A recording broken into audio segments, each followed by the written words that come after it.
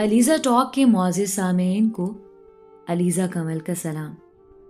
दोस्तों, आज की कहानी सैयदा अलीहा की कहानी है। शुरू करते हैं आज की कहानी। कहते हैं वालिदैन का रिश्ता दुनिया का सबसे अजीम रिश्ता है। जिसके सर पर वालिदैन का साया नहीं रहता वो इंसान परेशान हाल ही रहता है। मगर कुछ वालिदैन औलाद का साया बनने की बजाय उनके सर से साया ही खींच लेते हैं। ऐसी तल्ख जिंदगी में औलाद को झोंक देते हैं कि वो पूरी जिंदगी फिर तड़पते हुए गुजार देती है। मेरा नाम अलिया है। मेरा ताल्लुक इस्लामाबाद से है। मैं एक सैयद घराने से ताल्लुक रखती हूँ। हम कुल 4 बहन भाई हैं। मेरी जगह मेरे वालिदैन एक बेटा चाहते थे, लेकिन पैदा हुई मैं। अब इसमें मेरा तो कोई कसूर नहीं था। बचपन में मुझे अपने वालिदैन का प्यार नसीब नहीं हुआ। हमारे घर में जो भी होता उसका वाहिद जिम्मेदार मुझे ही तो ठहराया जाता। किसी बच्चे को मार पड़े ना पड़े, मैं अपनी वालिदा के सामने पहला निशाना होती। घर में कोई चीज टूटती तो सबसे पहले एक आवाज आती, अलीहा, तुमने तोड़ा होगा ना, बहुत बदतमीज हो।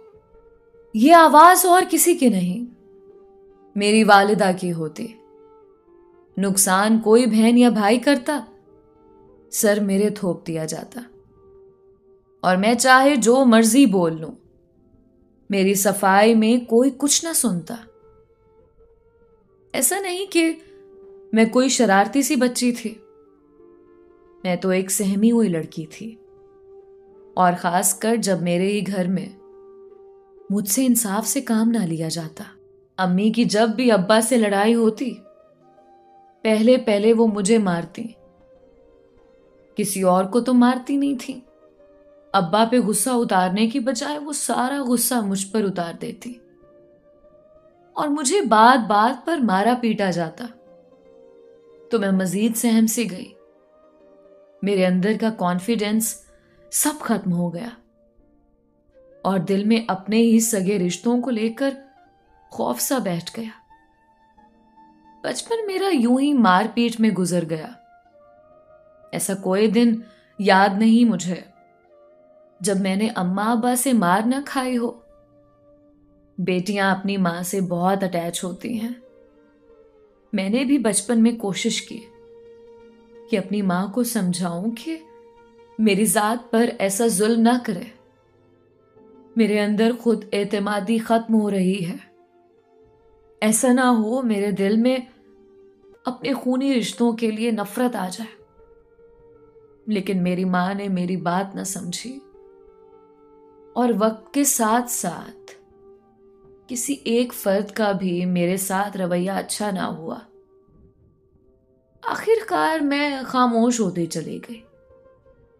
अब मुझे कोई भी घर में कुछ भी बोलता था, मैं चुप करके सब सुन लेती और सारे इल्जाम खुद पर लगवा लेती, क्योंकि मेरी अनथक मेहनत का नतीजा वही जालिमाना रवैया ही रहा जो कभी ना बदलने वाला था। जब 14 साल की हुई तो जिंदगी में एक अजीब मोड़ आया। मेरी खाला का बेटा, मेरा प्यारा कजन नदीम, जिसने मुझे समझा, मैं जब परेशान होती मुझे तसल्लियां देता। घर वाले रोक टोक करते तो वो मुझे सपोर्ट करता, मेरे दुख को गौर से सुनता और मेरे कामों में मेरी मदद करता। उसकी सपोर्ट देखकर मुझे उससे अटैचमेंट होती गई और देखते ही देखते उल्फत में बदल गई। मैं नदीम को बेइंतहा चाहने लगी, लेकिन मुझे नहीं पता था कि वो मेरे बारे में क्या ख्याल रखता है। मैंने उसे अपने दिल की बात बता दी कि नदीम, मुझे तुम बहुत पसंद हो। मैं तुम्हें चाहने लगी हूं, तुमसे शादी करना चाहती हूं। क्योंकि तुम मुझे समझते हो, मेरे दुख सुनते हो, मुझे सपोर्ट करते हो। तुम्हारे आसपास होने से मैं खुद को बहुत सुकून में महसूस करती हूं। तुम बताओ, क्या तुम भी मुझे पसंद करते हो? काश उस वक्त नदीम मना कर देता और कहता, अलिया नहीं, तुम गलत सोच रही हो, ऐसा नहीं हो सकता। लेकिन उसने कुछ ऐसा ना कहा और मेरे साथ वक्त पास करने के लिए रिलेशन में आ गया। मेरी जिंदगी बदलने लगी। ऐसा लगा जैसे किसी जन्नत में चली गई हूं, जहां सुकून है, प्यार है, कोई परेशानी नहीं है। दिन रात की बातें, घंटों की कॉल्स, एक दूसरे को तस्वीरें भेजना, छुप छुप के मिलना, सब होता रहा। फिर वो कहते हैं ना कि रोती हुई लड़की को कौन सा मर्द पसंद करता है। कुछ वक्त तो नदीम मेरे दुखड़े सुनता रहा, फिर मुझसे बदजन होने लगा, मुझे इग्नोर करना शुरू कर दिया। मैं कई कई घंटे मैसेज करके इंतजार में रहती, उसका कोई जवाब ना आता। फिर कॉल्स आना बंद हो गई। मैं बहुत परेशान रहने लगी। दिन रात उसकी मिन्नतें, तरले करती रहती कि तुम क्यों बदल गए हो, तुम तो प्यार करते थे ना मुझसे, तुम्हें अब क्या हुआ है। लेकिन वो ना बदला। मेरी टेंशन बढ़ती गई। मैंने अपनी मां से ये बात शेयर की, लेकिन उनकी तरफ से वही ताने मिले। और वो ताने क्यों ना देती। वो और अब्बू मुझे फुप्पो के बेटे से ब्याहना चाहते थे और फुप्पो के बेटे को एक पढ़ी लिखी लड़की चाहिए थी। और मैंने जानबूझकर पढ़ना छोड़ दिया, क्योंकि मैं नदीम के प्यार में अंधी हो चुकी थी। उसे दिन रात बातों के चक्कर में अपनी पढ़ाई भूल चुकी थी। मुझे पढ़ाई से कोफ्त होती थी। पढ़ाई छूटी तो फुप्पो के बेटे ने रिश्ता तोड़ दिया, क्योंकि वो तालीम याफ्ता बीवी चाहता था और मैं नदीम के लिए अपनी पढ़ाई दांव पर लगा चुकी थी। लिहाजा वो रिश्ता तो टूट ही गया और मेरे कहने पर, मजबूर करने पर, मेरे वालिदैन ने मेरी मंगनी नदीम से करवा दी। अब नदीम साहब मंगनी के बाद बदले थे। उसको पता था कि उसने मेरे साथ शादी नहीं करनी, बस वक्त पास करना है। तो जैसे मर्जी इसको जलील करूं, टॉर्चर करूं, सो वो करता रहा। एक रोज नदीम के अब्बू शदीद बीमार हुए। उनको लेकर वो अस्पताल गया। वहां उनकी हालत बहुत खराब थी। हम हर रोज उनकी खैरियत पूछने अस्पताल जाते और मैं गौर करती कि नदीम मेरी जानिब मुड़कर ना देखता था। मैं उसकी मिन्नतें करती, प्लीज बात तो करो। वो देखना मुनासिब ना समझता था। यहां तक कि अपने बाप की बीमारी की वजह भी मुझे बना दिया। मैं खामोश हो गई। फिर उसकी सालगिरह आई। मैंने उसको सालगिरह पर सरप्राइज दिया और उसने फिर पलटकर मेरी जानिब ना देखा।